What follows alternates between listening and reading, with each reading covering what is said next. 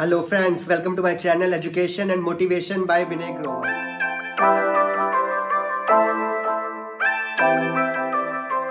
दोस्तों, क्या आप जानते हैं हमारी एक अच्छी सी सोच हमें सुख, समृद्धि और खूब सारा पैसा दे सकती है। हमारे घर में लक्ष्मी आ सकती है। वो कैसे? तो आइए आपको मैं एक कहानी सुनाता हूँ। उससे पहले wish you a very happy Diwali to all my subscribers who loves me a lot and have subscribed my channel. तो चलिए कहानी की शुरुआत करते हैं। एक दिन की बात है, श्री कृष्ण और अर्जुन हर रोज की तरह अपने महल से बातें करते हुए दूर निकल जाते हैं। तो रास्ते में उन्हें एक ब्राह्मण दिखाई देता है जो कि भीख मांग रहा होता है।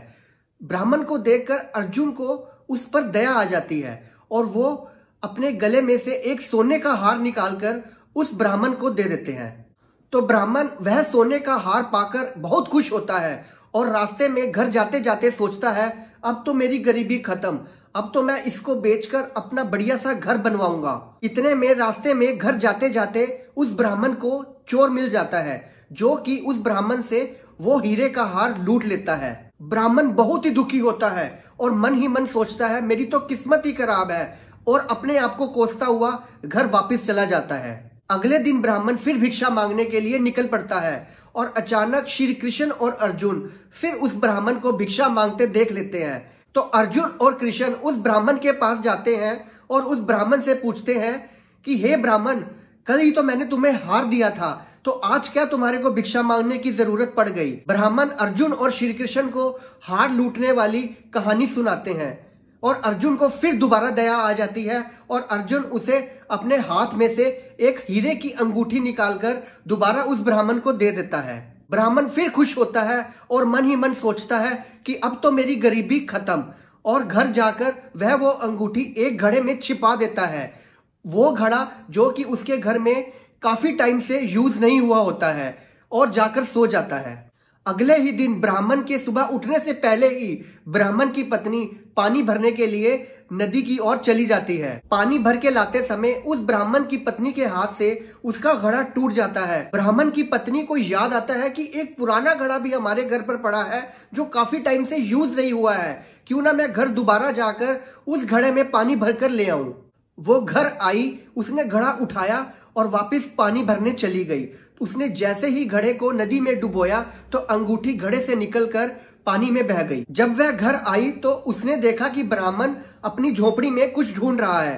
तो ब्राह्मण ने जैसे ही अपनी पत्नी के सिर पर वो घड़ा देखा तो वह समझ गया कुछ ना कुछ जरूर हो गया है। ब्राह्मण फिर परेशान और फिर दोबारा भीख मांगता हुआ उसी स्थान पर पहुंच गया जहां हर रोज की तरह श्री कृष्ण और अर्जुन रोज टहला करते थे।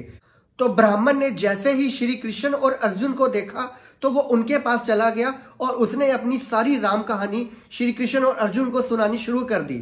उस ब्राह्मण की राम कहानी सुनकर अर्जुन जी श्री कृष्ण से बोले, हे प्रभु, मुझे लगता है इस ब्राह्मण की किस्मत में सुख समृद्धि लिखी ही नहीं है, अब मैं इसकी मदद नहीं कर सकता। श्री कृष्ण जी कुछ नहीं बोले, बस उन्होंने उस ब्राह्मण को 10 पैसे दिए और ब्राह्मण वो 10 पैसे लेकर अपने घर की ओर निकल पड़ा। ब्राह्मण के जाने के बाद अर्जुन जी श्री कृष्ण से बोले, हे प्रभु, जब मेरा ये सोने का हार, ये अंगूठी देने के बाद भी इसका भला नहीं हुआ तो क्या आपके ये 10 पैसे इसका भला करेंगे?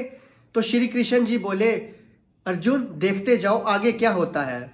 उधर ब्राह्मण अपनी किस्मत को कोसता हुआ घर जा रहा था तो रास्ते में उसने नदी किनारे एक मछुआरे को देखा जो कि ताजी मछली पकड़कर उसे लेकर जा रहा था। मछली उसके जाल में फड़फड़ा रही थी और छूटने का प्रयास कर रही थी। तो ब्राह्मण ने सोचा कि ये 10 पैसे से मेरा क्या होगा, क्यों ना ये मछली को मैं इस मछुआरे से खरीद कर दोबारा पानी में डाल दूं। तो उस ब्राह्मण ने इस 10 पैसे से उस मछुआरे से मछली खरीद ली और दोबारा पानी में डालने ही लगा था कि उसको लगा कि मछली की गले में कुछ ना कुछ अटका हुआ है। उसने जैसे ही उसके गले में देखा उसको वो अंगूठी दिखाई दी जो कि उसकी पत्नी से पानी भरते समय डूब गई थी। तो उस ब्राह्मण ने उस मछली के गले में से अंगूठी निकाली, मछली को दोबारा पानी में डाला और चिल्ला उठा, मिल गई मेरी अंगूठी, मिल गई मेरी अंगूठी। तो जैसे ही ब्राह्मण चिल्लाया उसी समय उसी रास्ते से वो चोर जा रहा था जिसने उस ब्राह्मण से उसका हार लूटा था। चोर ने सोचा कि वह उसे पकड़ने के लिए चिल्ला रहा है। चोर डर गया और उस ब्राह्मण के पैरों पर पड़ गया कि हे ब्राह्मण, मुझे माफ कर दीजिए, मैं आगे से ऐसा काम नहीं करूंगा, ये लीजिए, ये आपका हार।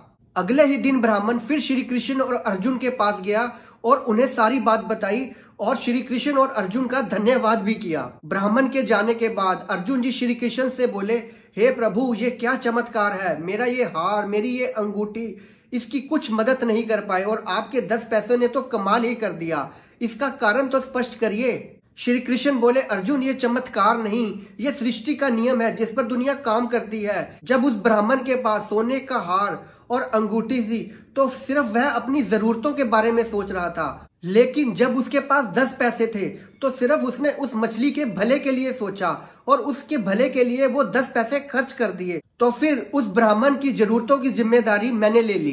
तो दोस्तों, सच तो यह है कि जब भी हम किसी दूसरे के दुख दर्द की चिंता करते हैं और अपने स्वार्थ को छोड़कर किसी दूसरे के दुख दर्द और उसकी जरूरतों को पूरा करने की कोशिश करते हैं, तो फिर हमें अपनी चिंता करने की जरूरत नहीं होती, क्योंकि हमारी चिंता वो ऊपर वाला करता है। हमें खूब धन देता है, सुख देता है, समृद्धि देता है, खुशी देता है और प्यार देता है। तो दोस्तों, अगर आपको मेरी ये वीडियो अच्छी लगी हो तो इसे लाइक और शेयर जरूर करें और मेरे इस चैनल को भी जरूर सब्सक्राइब करें। Thank you. Happy Diwali once again.